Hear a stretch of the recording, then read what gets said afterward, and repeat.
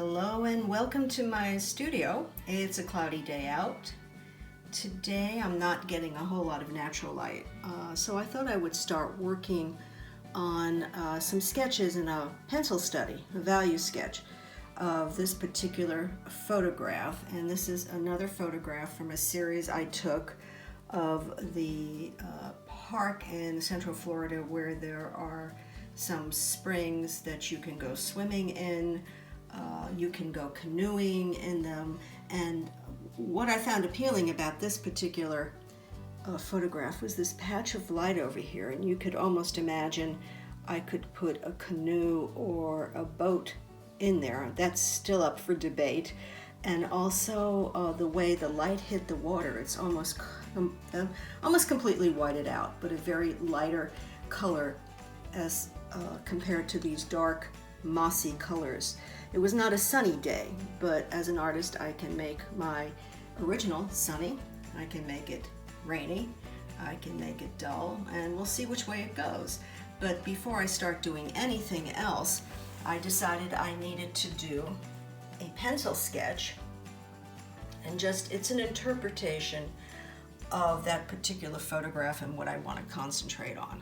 Very loose, nothing specific. And you'll see all these little numbers on it, and these are numbers that correspond with the values or the darkness and light of what I want to include in this watercolor. 1 being the lightest, 2 a medium value or a medium darkness, and 3 being the darkest part. Now when I paint, it's going to be variations of these particular tones of light and dark, the light and dark values throughout the painting. And it may change as I go along. It's almost a guide for me. Nothing is written in stone. And then from that, and this is a complex piece, there's a lot of information, it's almost too much information, and I can simplify it when I start painting in the watercolor. But I decided to enhance that sketch and put in lights and darks here and there, following what I think should be there. I used to paint from photographs, and I try not to do that anymore. I try to interpret versus copy.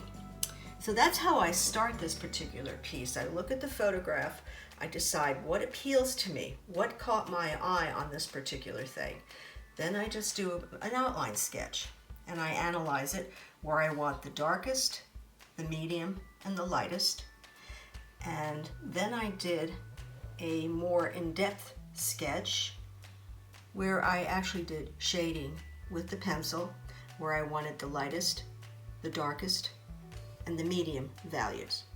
And I use an eraser to lift where I want the lights. And these particular pieces are about 6.5 inches by 6.5 inches. So that's how I start a painting. I find if I do it this way, the results are so much better than if I'm just throwing paint on paper, which I've done. But for something a little bit more complex as this is, I like to go through the process of an outline sketch and a value sketch.